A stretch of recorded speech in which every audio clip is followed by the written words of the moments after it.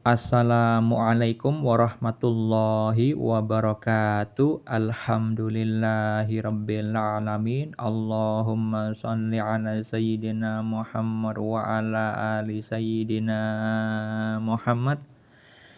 Saya bagikan lagi kisah mimpi yang dialami seorang pemuda yang saya bimbing spiritualnya. Sebut saja namanya Fulan, bukan nama yang sebenarnya. Fulan bermimpi melihat keponakannya yang perempuan, namanya inisialnya V. Si V itu mabuk minum alkohol dengan tetangganya yang usianya sebaya dengannya. Fulan melihat keponakannya itu sudah besar, sepertinya kisaran usia kelas 3 SMA. Fulan mencari keponakannya itu yang berjalan sempoyongan karena mabuk. Melihat hal tersebut, Fulan merasa sangat sedih, sehingga Fulan menangis di saat menjemput keponakannya itu memakai sepeda motor. Kemudian Fulan memberitahu kepada mamanya, mama dari keponakannya itu, yang mana mama dari keponakannya itu adalah kakak kandung si Fulan. Kakaknya si Fulan itu posisinya berada di sebelah sumur tua, dan ada juga kehadiran suami dari kakaknya si Fulan juga ada di dekat sumur tua tersebut. Suami dari kakaknya Fulan adalah bapak tiri keponakannya. Setelah Fulan memberitahu keadaan keponakannya kepada mamanya, mamanya menangis. Sedangkan bapak tirinya diam saja, dan keponakannya Fulan juga menangis. Setelah itu Fulan bangun dari tidurnya. Lalu apa makna mimpi atau takwil mimpinya? Mimpi tersebut adalah petunjuk dari Allah tentang takdir yang sudah terjadi dan takdir yang akan terjadi. Makna yang tidak perlu ditakwil maksudnya adalah kejadian di dalam kehidupan nyata itu sama dengan visual mimpinya.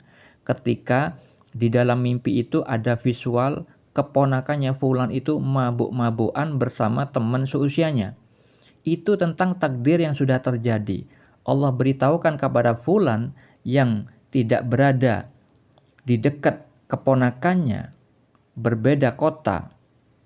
Tapi Fulan diberitahu oleh Allah tentang keponakannya yang dulunya dekat dengan Fulan, dan memang kakaknya si Fulan yang mana itu mamanya dari keponakannya itu sebelum meninggal telah memberikan pesan kepada Fulan untuk menjaga keponakannya yang inisialnya si V tersebut.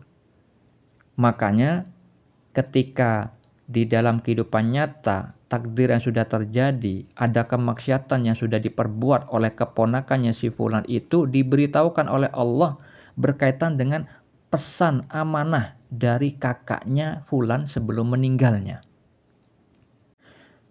Saya anjurkan kepada Fulan menanyakan kepada keponakannya itu yang sekarang sudah berada di rumah kakak si Fulan untuk mencari pekerjaan.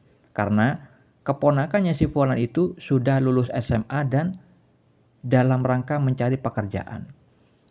Saya yakin peristiwa kemaksiatan mabuk bersama teman seusianya sewaktu SMA itu sudah terjadi, benar seperti visual mimpinya.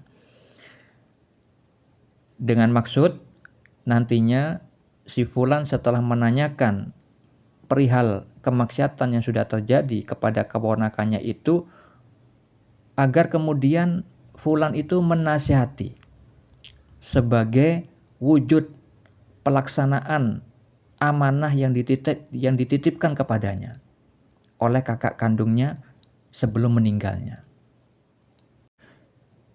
Mimpi tersebut ada juga yang perlu ditakwil karena ada simbol bahasa mimpi yang memiliki makna tersirat. Terdapat pada visual ketika ada mamanya si V itu hadir di dalam mimpi yang dialami si Fulan. Padahal mamanya si V itu sudah meninggal dunia sejak lama. Mamanya itu menangis berada di dekat sumur tua setelah mendapat pemberitahuan dari si fulan tentang kemaksiatan yang dilakukan anaknya. Itu memiliki makna tersirat tentang kesedihan orang tua yang sudah meninggal, karena orang yang sudah meninggal itu diperlihatkan oleh Allah tentang amalan keluarga yang masih hidup. Karena anaknya itu bermaksiat di dalam kehidupannya, maka beliau itu diperlihatkan menangis di dalam mimpi yang dialami fulan. Dan keberadaan beliau itu di dekat sumur tua itu tentang takdir yang akan terjadi, yaitu beliau akan mendapatkan siksa di akhirat kalau anaknya, yaitu si V, belum bertaubat dari kemaksiatan yang telah dilakukannya. Hal ini berkaitan dengan dalil yang disabdakan Nabi Muhammad SAW tentang amalan orang yang masih hidup diketahui keluarga yang sudah meninggal. Rasulullah SAW bersabda, sesungguhnya amal-amal kamu sekalian diperlihatkan kepada keluarga dan kerabat-kerabatmu yang telah meninggal dunia. Jika amalmu baik, mereka senang, dan jika tidak baik, maka mereka berkata, ya Allah, jangan matikan mereka sebelum Engkau tunjuki mereka kepada apa-apa yang Engkau tunjuki kami. Dan dalil tersebut berkaitan dengan hadis riwayat Al-Bukhari dan Muslim. Rasulullah SAW bersabda, setiap kalian adalah pemimpin dan akan dimintai pertanggungjawaban atas yang dipimpinnya. Seorang suami dalam keluarga adalah pemimpin dan akan dimintai pertanggungjawaban atas mereka. Seorang istri adalah pemimpin di dalam rumah tangga suaminya dan terhadap anak-anaknya, dan dia akan dimintai pertanggungjawaban atas mereka. Jadi, kenapa ada visual mamanya yang sudah meninggal itu hadir di dalam mimpi tersebut dan beliau itu menangis di dekat sumur tua? Berkaitan dengan dua hadis yang tadi saya bacakan mengenai tanggung jawabnya sebagai seorang ibu terhadap anak yang masih hidup tapi bermaksiat, dan beliau itu sedih melihat anaknya yang sudah bermaksiat. Nantinya di akhirat akan dimintai pertanggungjawaban oleh Allah. Oleh karena itu, supaya hal itu tidak terjadi, maka perlu saya berikan pesan kepada si fulan yang bermimpi ini sebagai keluarganya, keluarga terdekat dengan si V, keponakannya itu, agar mengawasi, menasehati si V tersebut menjalankan amanah yang memang telah dititipkan kepada fulan ketika mamanya si V itu masih hidup, agar dilaksanakan amanah tersebut. Karena sekarang si V itu sudah lulus SMA dan sudah berada di rumah kakak kandung si fulan dalam rangka mencari pekerjaan.